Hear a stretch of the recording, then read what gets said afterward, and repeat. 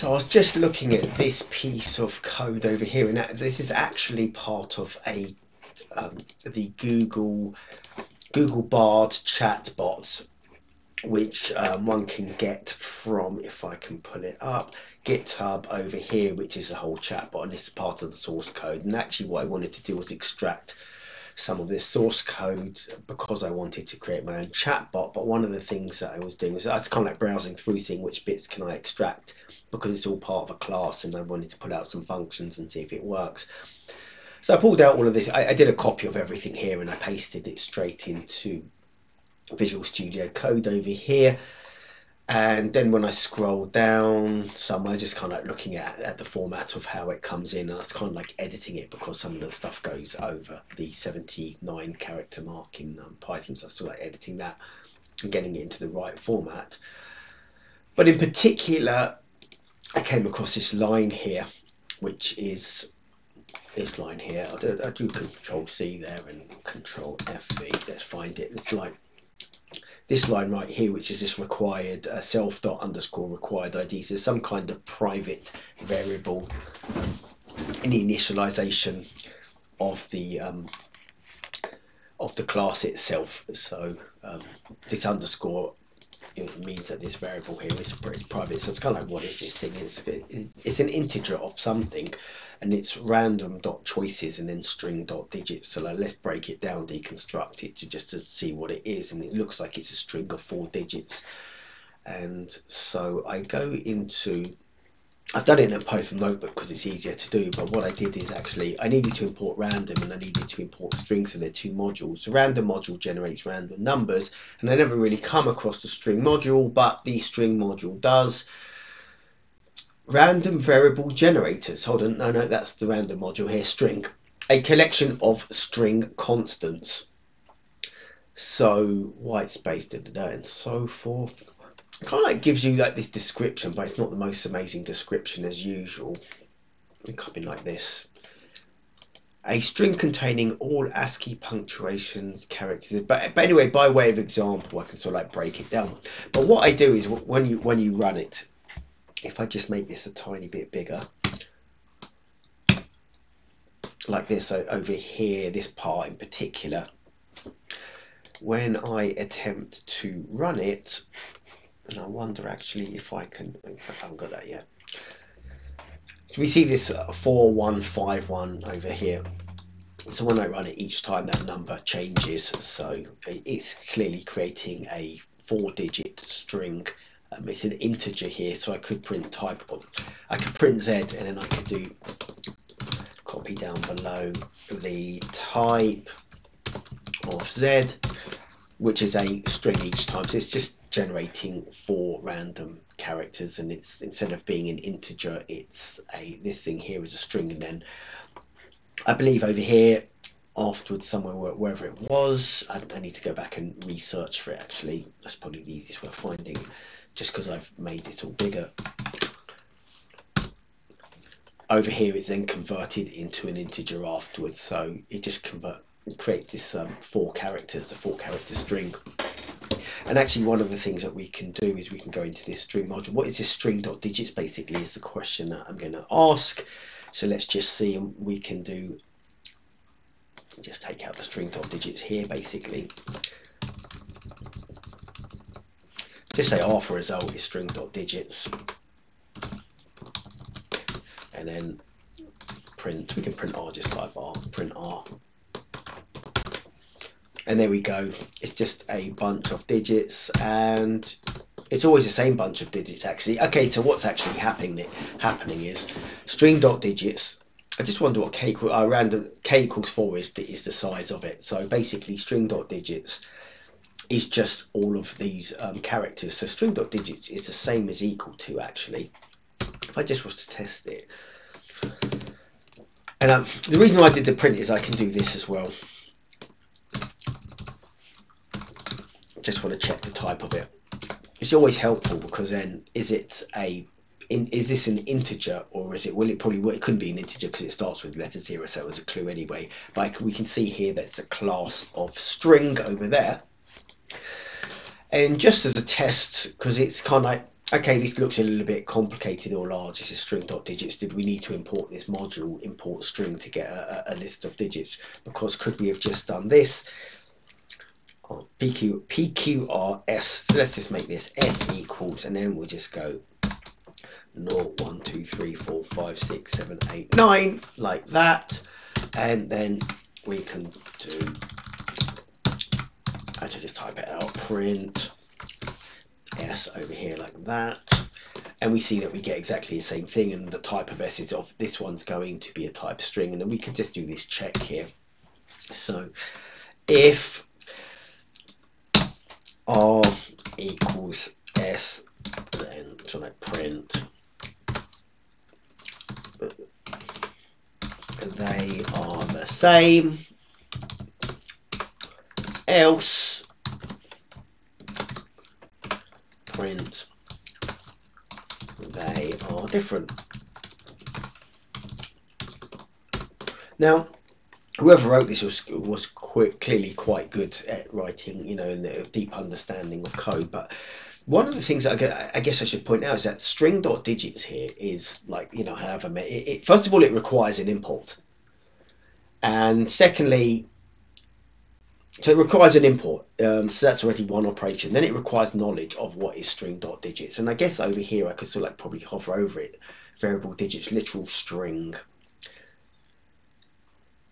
It's not exactly the clearest from hovering over it like this, and I had to do this inspection to like check out what is string.digits. But actually, had the person here have written just exactly this over here, you could actually argue that this is clearer and easier. Now you don't require a module. So there we go, that's the same thing. And I'm just going to search for the word string now, because this module, and in fact it might even be grayed out. Yeah, it's grayed out. So, I mean, possibly unnecessary. Do you need that module? And it might be the same for other ones. So it's kind of like, sometimes it's like an overcomplication, because we just wanted, this clearly gets a 4-character string. That's what it's doing. And I just wonder, out of interest, is there a quick way of getting a 4-character string? So if I do, I'm just pulling up Google Bard here. Is there a way to get 4 digits, 4 random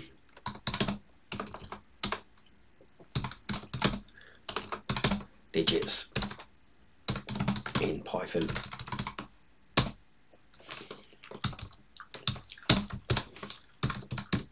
Between 0 and 9 in Python. I didn't even put like, is there a way of getting a sequence of it? But anyway, let's just have a look and see what comes out. So you've got an import random here, generate a random number. Well, this one generates a random number. So you could argue actually that you might even, in fact, I would probably have gone for this, to be fair, because a random integer between, although that's not exactly the same, because some of these numbers start with 0, but this one's actually probably, here you go, get random digits. That's a little bit more complicated. So I just wonder if I could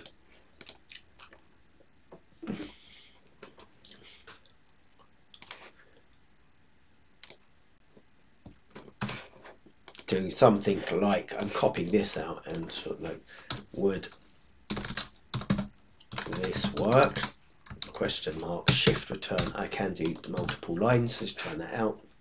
But over here, instead of doing the string.digits, I could do this 0, 1, 2, 3, 4, 5, 6, 7, 8, 9. Would this work? And hit return. Let's just have a look what happened. Yes, that would random choices. The difference being that this one here outputs, and I probably have to run it like God knows how many times. I don't know, well, maybe 10 times only. I'm going to keep running it up. I just overran it because we did get one of the occurrences. I'll attempt to do that again. And there we go. This first character here is giving us a 0. Whereas if we did use this method up here, our first character would not be a 0 in the same way. This method too would actually work. Import random, generate 4 random numbers between 0 and 9, and then sort of like concatenate the 4 random numbers between 0 and 9. And in fact here we've got the 4 random digit number, join string.digits, 4 digit in random digits. So that one is a different way. So, I mean, ChatGPT is quite good. The author of the code, you know, he's reasonable there because I guess he used a module, and kind of like sometimes I suppose you should be using modules where you can, if they're repeated and sort of like used everywhere and you're heavily using the functionality. But if you're not heavily using the functionality of the module, and maybe even you could sort of like argue, do you need a module called string that has a like method in its string, in the module called digits, which gives you a bunch of digits from 0 to 9, unless it did something like digits and then you could sort of like put in 4, 8, so like, and then it sort of like gave you parts of it, like a start and a stop index. This one, I wonder, yeah, it crashes, so it doesn't allow for that anyway. So, and I could kind of like, I guess I'll put it in here. What about